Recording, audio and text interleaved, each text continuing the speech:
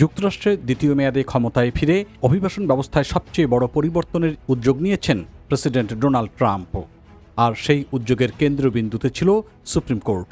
ফলে কয়েক মাস ধরে একের পর এক গুরুত্বপূর্ণ মামলার রায়ে দেশটির সর্বোচ্চ আদালত কখনো ট্রাম্প প্রশাসনের পক্ষে অবস্থান নিয়েছেন, আবার প্রশাসনের পরিকল্পনায় বড় বাধা হয়ে দাঁড়িয়েছে সবচেয়ে আলোচিত বিষয় জন্মসূত্রে নাগরিকত্ব।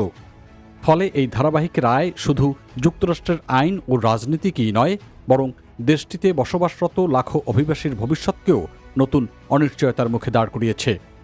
বিশেষ করে গ্রিন কার্ডধারী, টিপিএস সুবিধাভোগী, আশ্রয়প্রার্থী এবং ভবিষ্যতে যুক্তরাষ্ট্রে যেতে ইচ্ছুক বাংলাদেশি সহ দক্ষিণ এশীয় অভিবাসীদের জন্য এসব সিদ্ধান্ত অত্যন্ত গুরুত্বপূর্ণ। এর মধ্যে সবচেয়ে আলোচিত মামলায় যুক্তরাষ্ট্রের সুপ্রিম কোর্ট জন্মসূত্রে নাগরিকত্বের সাংবিধানিক অধিকার বহাল রেখেছে।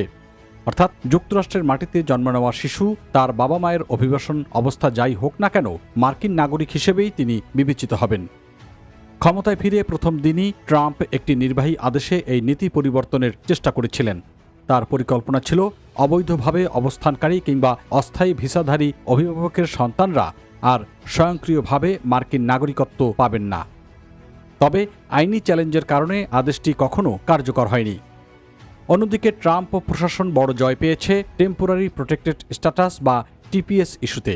কারণ প্রশাসনকে হাইতি ও সিরিয়ান নাগরিকদের জন্য দেওয়া অস্থায়ী সুরক্ষা প্রত্যাহারের সুযোগ দিয়েছে সুপ্রিম কোর্ট। এর ফলে কয়েক লাখ মানুষ যুক্তরাষ্ট্রে কাজের অনুমতি হারাতে পারেন এবং ভবিষ্যতে পড়তে পারেন বহিষ্কারের ঝুঁকিতেও। অভিবাসন আইনজীবীরা বলছেন, আদালতের এই সিদ্ধান্তের পর প্রশাসনের টিপিএস বাতিলের বিরুদ্ধে আইনি লড়াই করার সুযোগ অনেকটাই সীমিত হয়ে গেছে। এদিকে আরেকটি মামলায় যুক্তরাষ্ট্রের বৈধ স্থায়ী বাসিন্দা বা গ্রিন কার্ডধারীদের বিষয়ে প্রশাসনের ক্ষমতা আরও বাড়িয়েছে সুপ্রিম কোর্ট।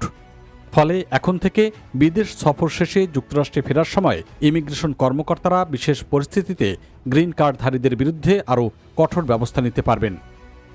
বিরোধী মত দেওয়া বিচারপতি কেতানজি ব্রাউন জ্যাকসন সতর্ক করে বলেছেন, এই সিদ্ধান্ত ভবিষ্যতে লাখো বৈধ স্থায়ী বাসিন্দার জন্য উদ্বেগের কারণ হতে পারে। এছাড়া অভিবাসন বিশেষজ্ঞদের মতে, বিশেষ করে যাদের অতীতে কোনো ফৌজদারি অভিযোগ রয়েছে, তাদের বিদেশ ভ্রমণের ক্ষেত্রে এখন আরও সতর্ক থাকা প্রয়োজন।